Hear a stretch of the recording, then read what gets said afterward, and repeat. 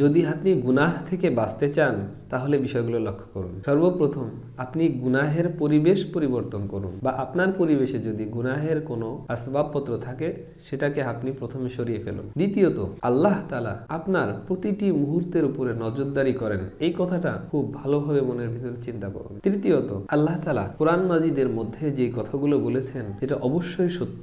আর এটা নিশ্চিতভাবে জেনে রাখুন, কোনো অপরাধ বা গুনাহের কাজ করলে আল্লাহ তাআলা অবশ্যই সে ব্যাপারে আপনাকে জিজ্ঞাসা করবেন, আর আপনাকে এ ব্যাপারে জিজ্ঞাসিত হতে হবে। আপনি কি লক্ষ্য করেছেন কিয়ামতের দিন আপনার অঙ্গ প্রত্যঙ্গ আপনার বিরুদ্ধে সাক্ষী দেবে? অর্থাৎ আপনার জিহ্বা, আপনার হাত, আপনার চোখ আপনার বিপক্ষে সাক্ষী দেবে। কোরআনের ভাষা অনুযায়ী এমনকি মানুষের শরীরের চামড়া পর্যন্ত তার বিপক্ষে সাক্ষী দেবে। আর ওই মুহূর্তে আপনি আপনার নিজের পক্ষ থেকে কোনো কথাই বলতে পারবেন না। আল্লাহ তাআলার ব্যাপারে লজ্জা করতে শিখুন। কোনো একটা অপরাধ করার আগে একটু ভাবুন, আপনাকে তো আল্লাহ তাআলার সামনে দাঁড়াতেই হবে। তাহলে এই অপরাধ এর হিসাব জবাবদিহিতা আপনি কি আল্লাহ তাআলার সামনে দিতে পারবেন? বা আল্লাহ তাআলার পক্ষ থেকে যদি কোনো শাস্তির ফায়সালা হয়ে যায় তাহলে সেটা ফেরানোর মতো কোনো শক্তি কি আমাদের কাছে আছে বলেন? এরপরে যেই জিনিসগুলো আপনাকে গুনাহের দিকে টেনে নিয়ে যায় সেই সকল জিনিস থেকে দূরে থাকুন। অনেকে আছে মোবাইল স্মার্টফোনের মাধ্যমে গুনাহে আসক্ত হয়ে যায়, তাদের উচিত সে যেন স্মার্টফোন ব্যবহার বাদ দিয়ে সাধারণ প্রয়োজন একটা মোবাইল ব্যবহার করে, যা তার গুনাহ থেকে বেঁচে থাকার জন্য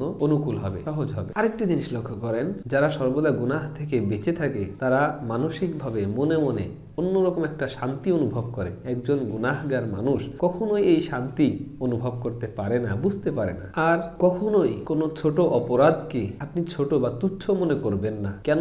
এই ছোট ছোট অপরাধী একটা সময় আপনার গুনাহের বোঝাকে অনেক বড় করে দেবে। খেয়াল করেছেন, ছোট্ট ছোট্ট পানির বিন্দু দিয়ে কিন্তু বিরাট সাগর হয়ে যায়, ছোট্ট ছোট্ট বালুর কণা দিয়ে কিন্তু বিরাট মরুভূমি তৈরি হয়। তাহলে আপনার না জানা এই গুরুত্বহীন ছোট্ট ছোট্ট অপরাধগুলো আল্লাহ না করুক হয়তো বিরাট বড় গুনাহের পাহাড় তৈরি করে ফেলবে। সর্বশেষ, আপনি একজন আল্লাহওয়ালা মুত্তাকি পরহেজগার আলেমের সঙ্গে সুসম্পর্ক রাখুন, যেন আপনি আপনার জীবনের প্রতিটি ক্ষেত্রে বিজ্ঞ আলেমের সঙ্গে পরামর্শ করে চলতে পারেন।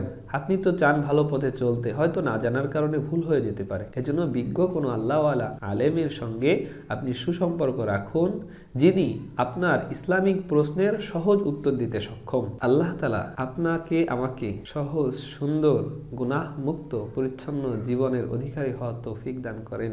আমিন।